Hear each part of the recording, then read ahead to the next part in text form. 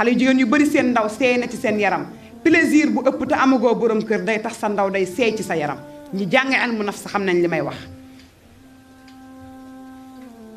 dama ni jëflante góor moo xam da ngeen a jege moo xam da ngeen a sori yoo ay wax yoo xamante ni bii ak ay jëf ak ay geste nga nekk ca mën nga am borom kër du la fekkee nam la war a fekkee lan moo ko fi jaar te kii def noonu bëggul ku ko def rakkam de mais yow yaa ñàkk fayda moo tax mu lay def loolu il faut ñu ragalaat yàlla jigéen na delluwaat ci keppaar gi nga xam ne islam foofu la ko teg islam bi mu laataa ñëw jigéen nekkul woon dara islam moo ko def dara ba tey mu mën a def dara kon jigéen na taxaw xam boppam moom mooy kan xale jigéen yi da ngeen di transparent ci seen kanamu waajur yi daa métti nga jur sa doom bu jigéen ba pare mu am jikko yu nekk ci moom te yow mi yaayam musoo mel noonu xanaa gisoo sunu yaay Mariam keroog bu mu gàddoo yaay Insa lan la ko seen waa dëkk wax Mariam kenn musul woon a xam sa papa mu yorom geñoo jigéen bu mu jëflanteel ku mu gis xam lu mu woddoo sa yaay tam ku mënoon a sëy la ku rafet nu mu doon sëyee la kon tey fan nga jële doom ji noo mel dañ koy delloo ci sa waajur soo baaxee dañ naan waajur ba la soo bonee dañ naan waajur ba la kon il faut ngeen régler seen bopp ba ñu gërëm seen waajur yi paa ñu xarab leen man dama koy wax élèves yi dama leen di wax ne man su may jàngal xale bu jigéen wala xale bu góor mu am jikko yu nekk ci moom dama naan mais kii nañ ma yàlla baal kii yaayam nan la mel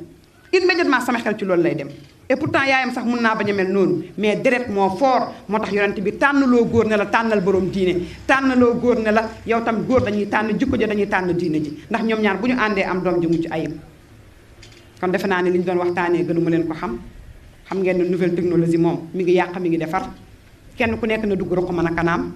xool man sama appareil bi lan laa ciy liggéey lan la ma apporteel lan laa ciy def li xew nga xam ni maa ngi ci àdduna dafay dox ñu ngi ci 21e siècle nouvelle technologie am na nga xam ne communication bi dafa yomb léegi lan laa ciy communiquer fan laay dugg fan laa ciy yem fu ma ciy commencé defe naa loolu ku nekk war na koo xamal boppam jarul woon sax waxtaan mais da koy jar nag jarul woon waxtaan mais daf koy jar ndax ku wéet xam yow yaay kan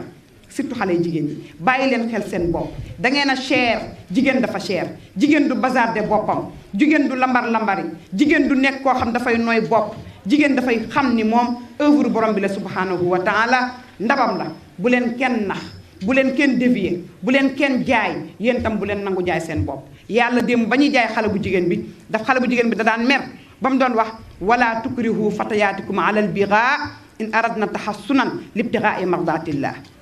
démb dañ doon jaay xale bu jigéen bi muy mer yàlla di àddu di wax bu leen def looloo xam ne bëgguñu ko ndax ñoom bëgg nañoo sangewu mais tey jaay sa bopp ngir portable jaay sa bopp ngir cheveux jaay sa bopp ngir jasneer jaay sa bopp ngir benn bague benn chaîne dara jaru ko fi kon yem leen fi leen islam yem loo loolu mooy dëgg ngeen am écart ak góor ñi tànk góor takku la amal écart ak moom góor ñi dañoo mun na xaatale ngeen baal ma dañ lay gëmloo loo xam ne nekkul liñ la wax nañ ko sa téeméeri moroom régler sa bopp xam yaay kan bañ maye la nga sëy mais kii xamal ni jumtukaay la yow yaa koy utiliser mais moom warulaa utiliser salaamaaleykum wa rahmatullahi wa barakaatu. bu la àdduna diggée ni da nga fiy sax wallaahi nax nga sa bopp àdduna kenn du fi sax. Allahu akbar alhamdulillah.